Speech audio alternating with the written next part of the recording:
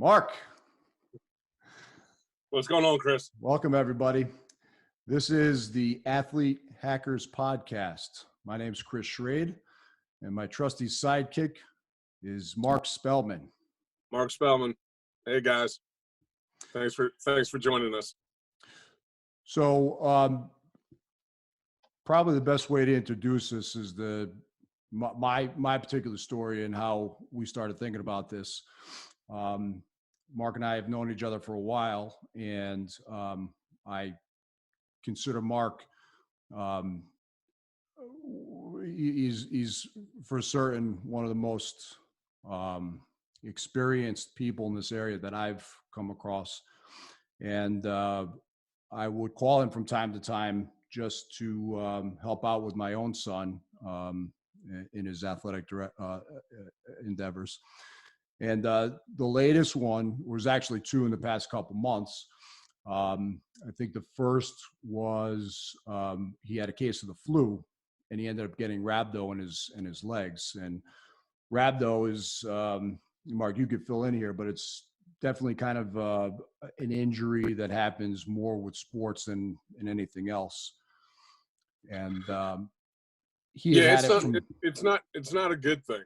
I mean, I would not do it justice by trying to define what it is. I would, if anybody has a question on what rhabdo is, I'd definitely have them look it up. I mean, as opposed to me trying to define what it is. Yeah, but it's typically something that you see in the sports world, and he ended up getting it, from a case of the flu. And I had called with a question on rehab, on what athletes typically do with rehab. And Mark was able to provide a lot of information that he had from experience as a college strength coach. And then the other one, a few weeks later, my son was coming at the end of the basketball season. He was going to transition before the coronavirus happened into lacrosse and baseball. And the question was, I wanted him to be able to keep up his skills in basketball, but didn't want to overtrain him. So him going into, lacrosse a couple times a week and baseball a couple times a week, how do we work in some skill training without overtraining him? So that was the question that I generated from Mark. And that's how the idea of this podcast came. I thought, what a great resource Mark is. And I'm sure that there's other parents out there that have these type of questions that, we'd be able to provide content for. So, Mark, you want to give a little bit about your background, what, how you started in strength conditioning and, what you've accomplished? Okay. Thanks, Chris. My name is Mark Spellman.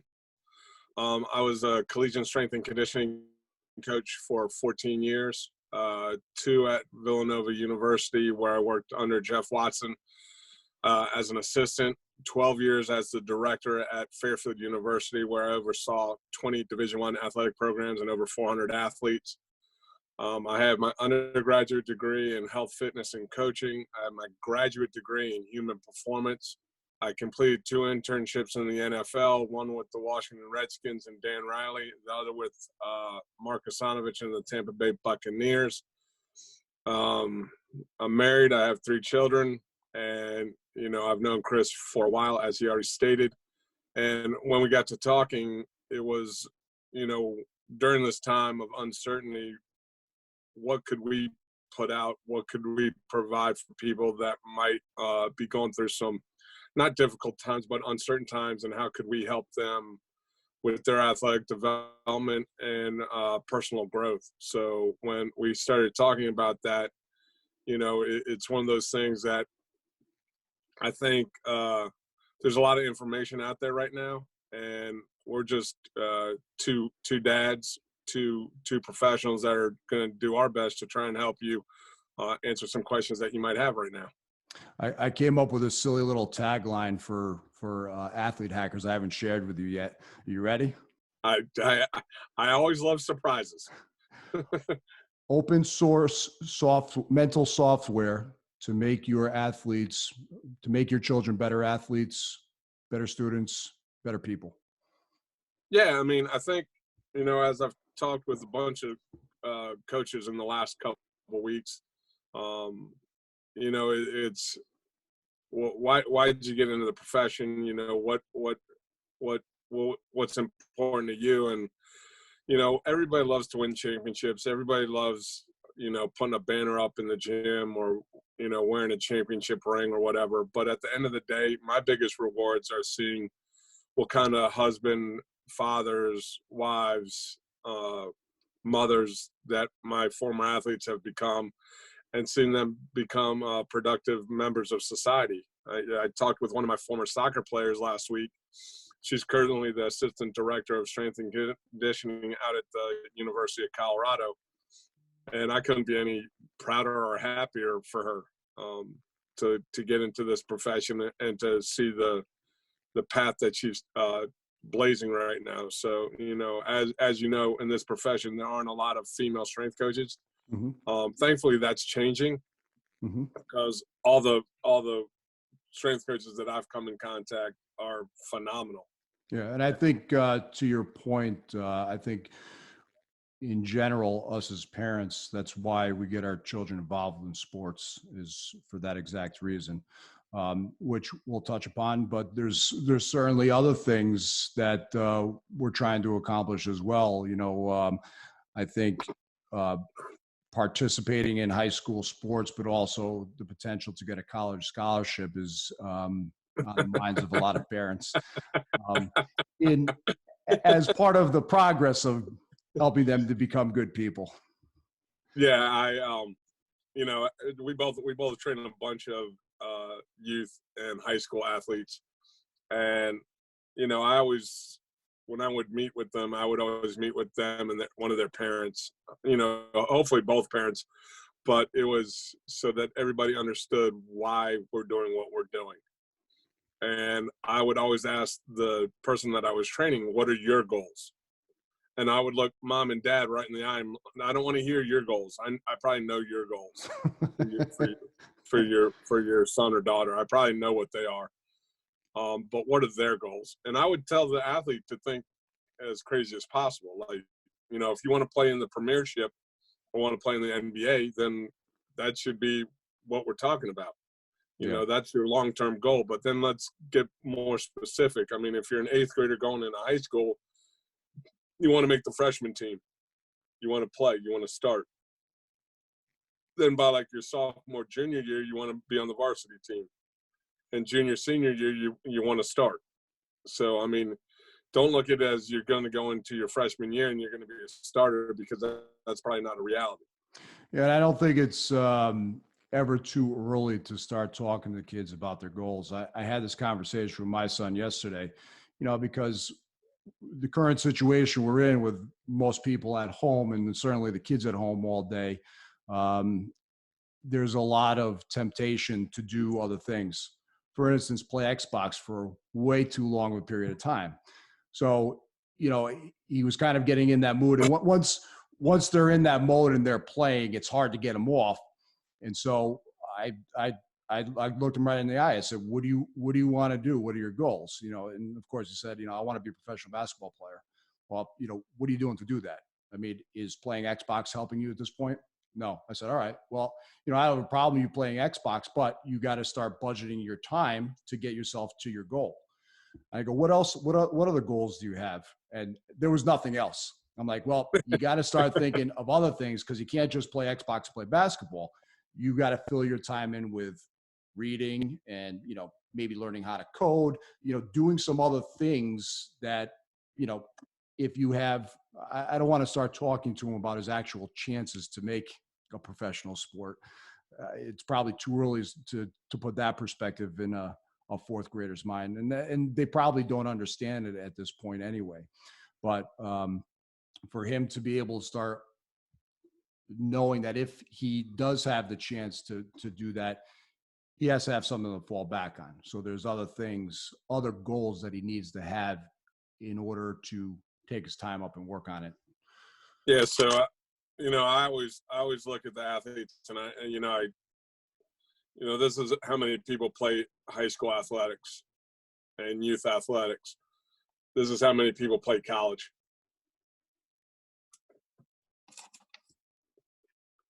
This is how many people play pro. You know, so for anyone that's just listening and not seeing the podcast, Mark just held up the point of a pencil. Yeah, and that's just the reality of it. I mean, you know, I started out with my hands shoulder width apart. I brought them so that they were about, you know, a centimeter apart, and then, you know, the tip of a pencil is basically how many people are going to play pro. And I tell everybody that. You know, I'm very honest. You know, I was honest with all my athletes at Fairfield. I mean, you know, athletes would complain about not playing, or, you know, why do we have to do certain things? And the reality is like in real life, like, you're going to have to do things that you might not want to do. Like, if you want to work at Wall Street, you're going to have to probably get up at 4 or 5 in the morning. So you're on that first train. So you're in the office before everybody else, or you're not going to be at that job that long.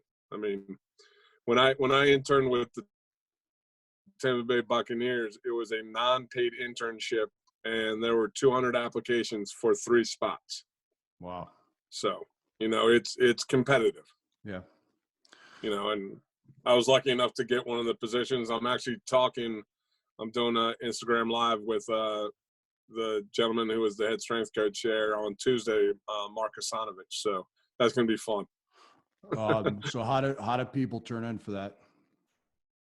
When go get on Instagram Live, or get on Instagram and put in my information. It should pop up on your feed, and then just listen away. So what's your handle on Instagram? I think it's Mark Spellman. I mean, I made it complicated. And that's Tuesday, you said? Tuesday at 1:00. And it's live. So if people can't tune in at Tuesday at 1, is there a taped broadcast of it? I don't know if we're going to record it or not. You know, we're 2 old guys, so we might not be able to figure out the Instagram Live thing. And I'm sorry, who's the strength coach that you're doing it with? Mark Hasanovich. Was an NFL strength coach for over 15 years. He's coached high school, collegiately, and professionally. So, I mean, he's the man. Awesome. Well, he's one of my mentors. So let's, why don't we talk a little bit how you and I met up? I think that'll kind of give people some perspective on what we've done in the past, and, you know, why we came to this podcast. Okay. I played Division II college basketball, and then after that, I had a short stint with Taekwondo as college credits before I graduated. And after that, after I got into the business world, just like everyone else, I started to put on a little weight and get out of shape. And going to the gym and lifting weights and doing the cardio machines just wasn't cutting it enough for me. After being a college athlete, that, you know, I was used to a higher caliber of training. So I ended up going down the street from my office to a place called Calzan's Martial Arts. I tried it out, and then I was hooked. I was there every single day. Within a year or two, I started training my own clients and continued with it. And then eventually got into jiu-jitsu. So I had been training karate, kung fu, boxing, kickboxing, and then got into jiu-jitsu afterwards.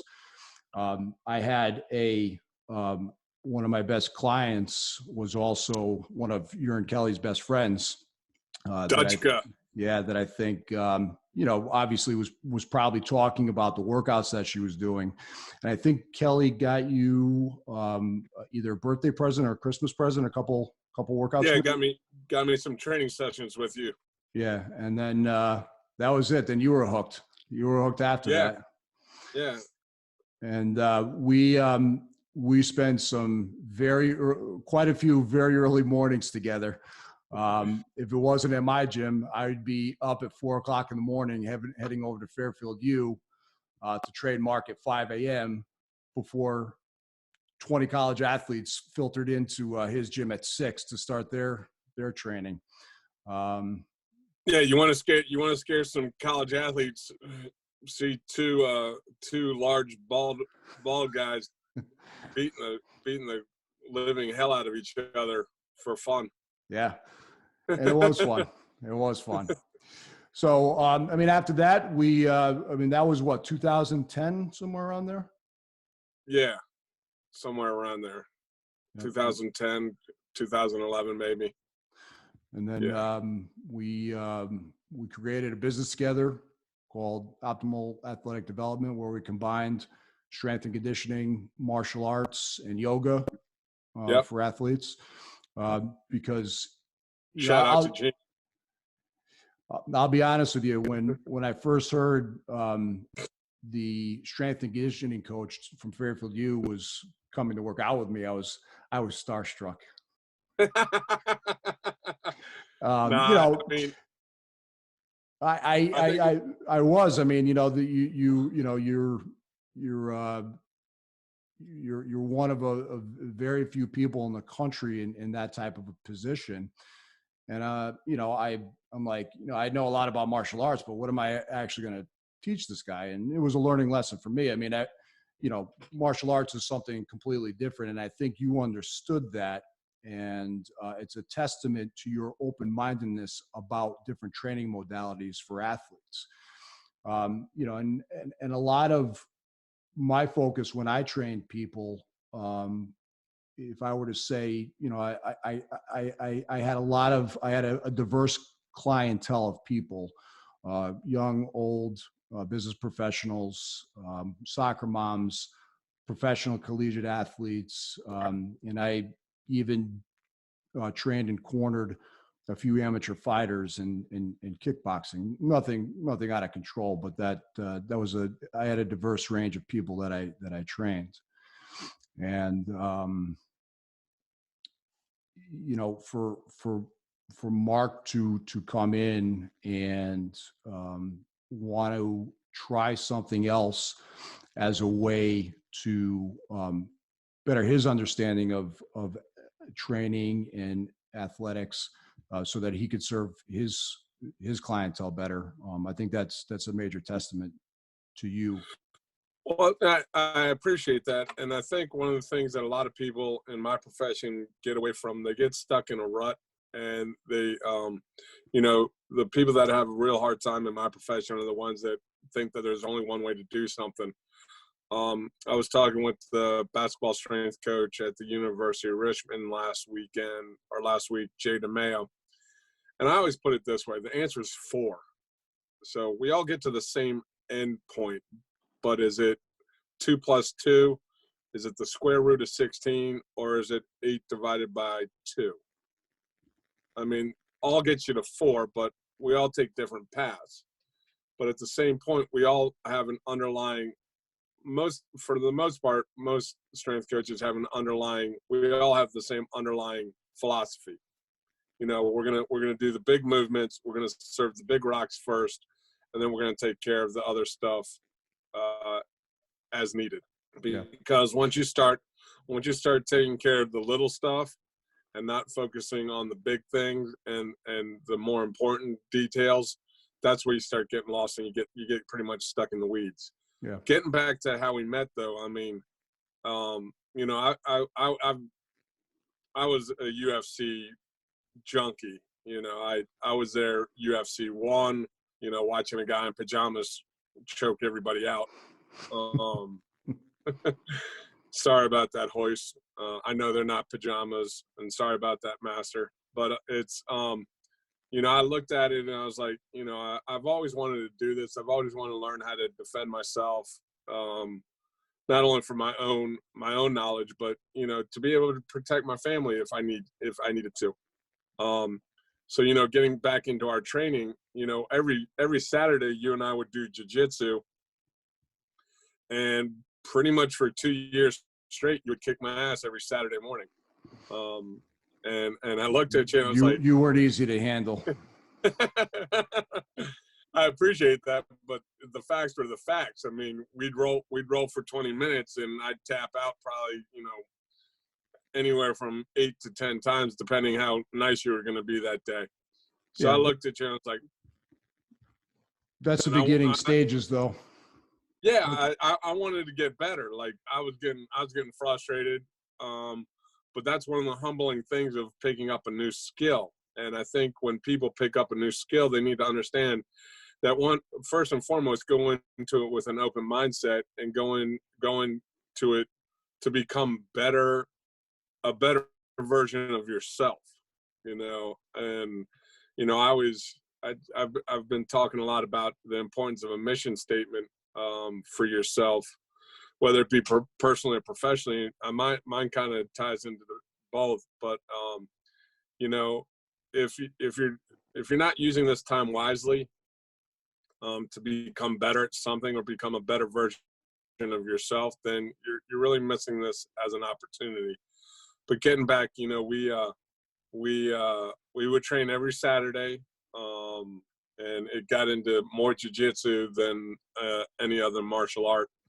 And I looked at you, I was like, I got to get better at this. And that's when you got me in touch with Marcia Stombowski and Gracie Sports in Norwalk. And then, as you know, I caught the bug. Yeah, because you were basically at my level by then, and it was time for you to move on. Fly, little birdie, fly. Exactly, but that's the importance of knowing what you can provide for your clients and for your athletes. I've never shied away from an athlete or a client. If I couldn't help them with what they needed, I would outsource them to the individuals that I knew could take care of them. Yeah. And I think a lot of people in our profession get away from that. It's like, if you don't know the answer, or if you know somebody that can help the person that's coming to you, if you know somebody that can help them better and you don't refer them to that person, you're doing your client and yourself a disservice. Yeah. At the end of the day, you're trying to grow people, and yeah, a way for them to grow is to be able to get a diversified teaching from other people. So, I mean, whether right, wrong, or indifferent, though, I usually start off all my meetings with a lot of my clients is like, I'm not for everyone. I know that. Like if you don't want to get after it and train hard, I'm probably not the guy that you want to work with. Yeah. And that's okay. I mean, there's a bunch of people out there that can help you achieve whatever goal you want to achieve. Yeah.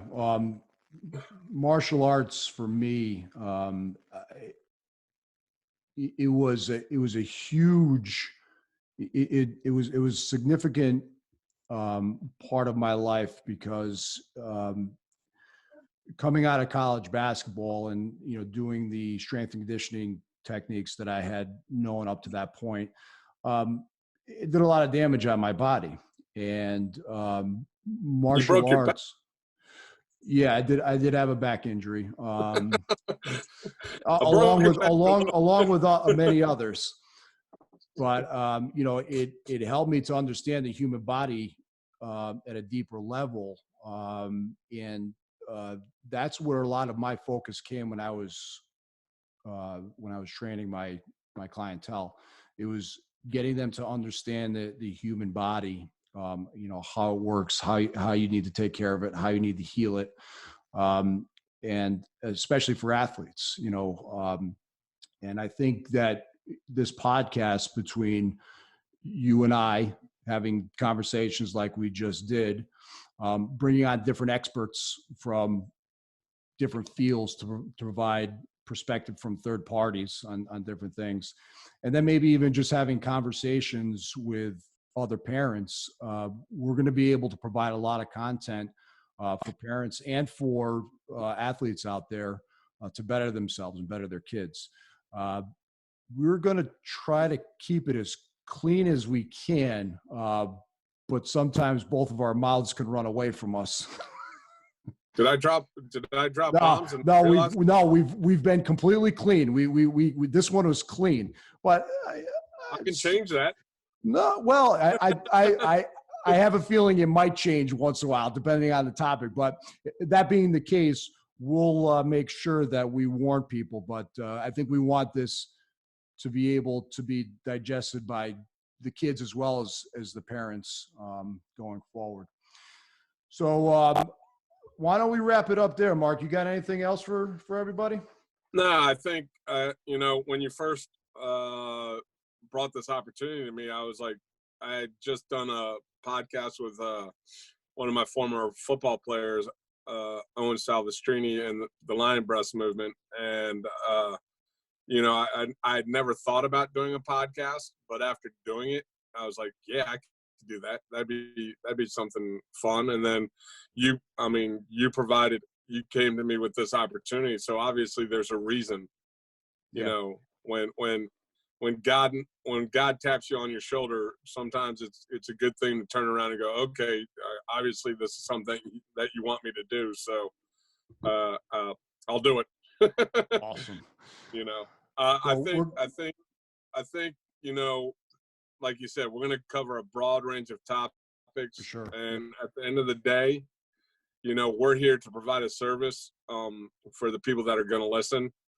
And, that's what we've been trying to do as trainers, coaches, parents. We're here to provide information, and you can do what you want with it. Yep. And we're going to, unlike some podcasts out there, we're going to kind of try to keep it short and simple and digestible. We'll try to keep it down to 20 or 30 minutes. So you can listen to it on your way to work and get everything that we're trying to provide for you in that time frame, instead of a 3-hour podcast where you got to listen to it in different parts. I imagine for some subjects and some guests, it's going to go on a lot longer than that, but we'll divide the content into those 20 or 30 minute segments so you can digest them a little bit at a time. Yeah, I'd say listen to the podcast as you're doing your 20 to 30 minute workout. Get on it. Exactly. All right, so the next one, we're going to talk about the advantage of training athletes during the coronavirus. That's right, he said it, the advantage. The advantage. All right. So we hope you enjoyed that. Thanks for listening, and we hope you continue to. All my best. God bless. Stay safe. Bye-bye. See you.